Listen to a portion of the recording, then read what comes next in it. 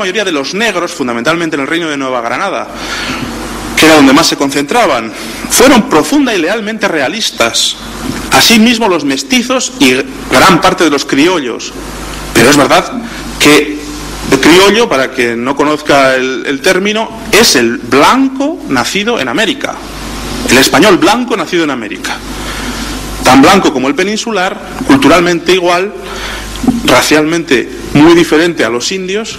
Pues bien, son los criollos americanos la clase social o el sector de la sociedad donde va a anidar más fuertemente el espíritu independentista, con personas y caudillos formados en Europa.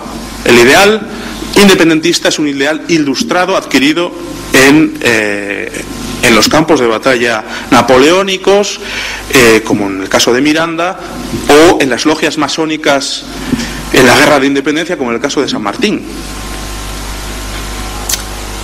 Lo autóctono, lo americano, era la piedad leal al rey.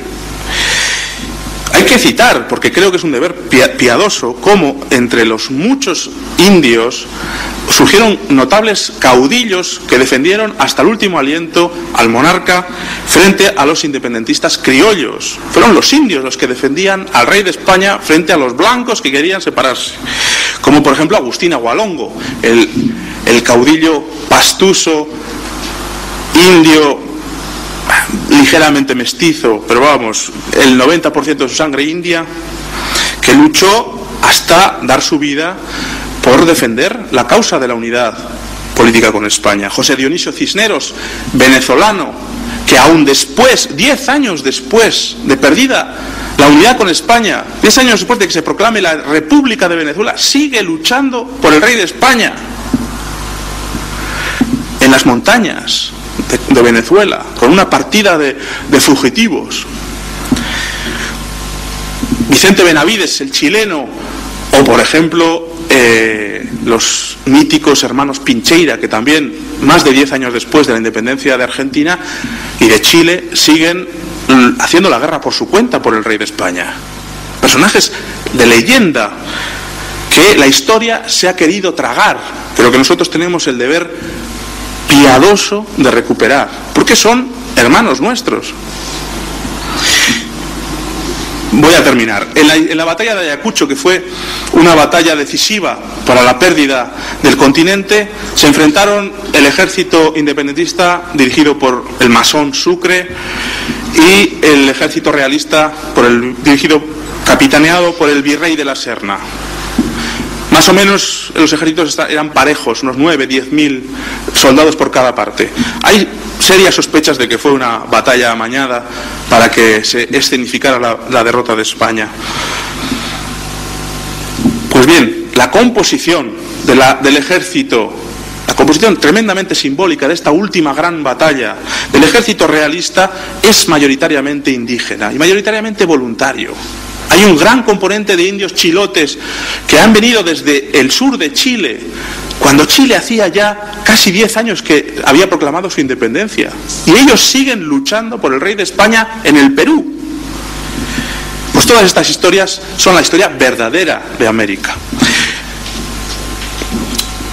Voy a acabar haciendo una ligera mención a la piedad.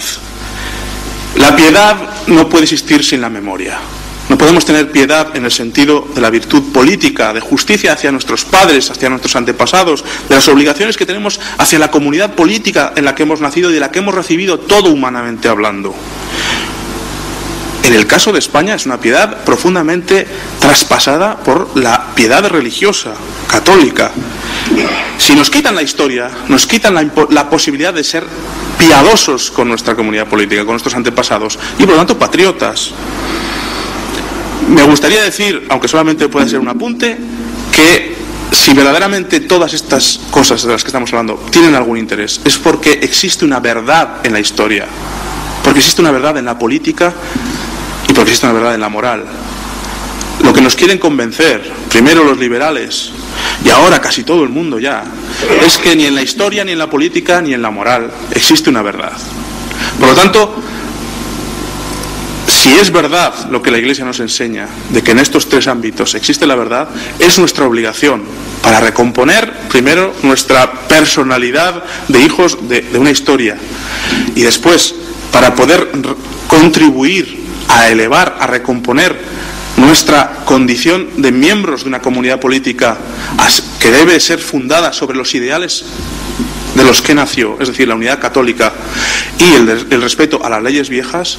Nosotros, insisto, deberemos empezar por recuperar la memoria y la piedad. Muchas gracias.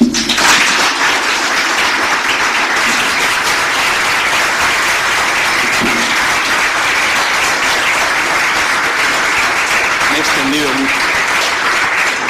Bueno, ha sido una conferencia brevísima, lástima que hemos empezado un poco tarde, ¿verdad? Pero aún tenemos un buen rato para hacer preguntas.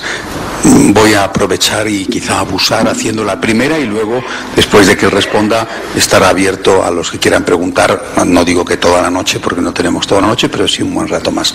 José Antonio, me gustaría que profundizaras un poco más en el tema de la influencia de la masonería en la independencia americana. Y también, si te es posible, ¿qué relación hubo y sigue habiendo como herencia de lo que hubo entre esa influencia masónica y las profundas desigualdades económicas que subsisten y que incluso crecen en América? Bueno, empiezo por la primera pregunta, que es más fácil. La masonería, que se implanta públicamente pocos decenios antes de la independencia. Hay indicios de que existían actividades paramasónicas antes, pero la implantación de la masonería previa a la independencia es, insisto, la implantación pública es muy discreta. Sin embargo, se da la casualidad, o no tan casualidad, que la mayor parte de los próceres, de los padres de la independencia, son miembros de la logia. Pero son miembros que incluso rivalizan entre ellos. O sea, Páez, Santander y Bolívar, que son coterráneos, son los tres masones y se odian a muerte. Pero en una cosa están de acuerdo: hay que acabar con España, porque España es básicamente la valedora de una constitución política católica. Pero es muy importante la forma que elige la masonería para romper la unidad política española. Muy importante comprenderla.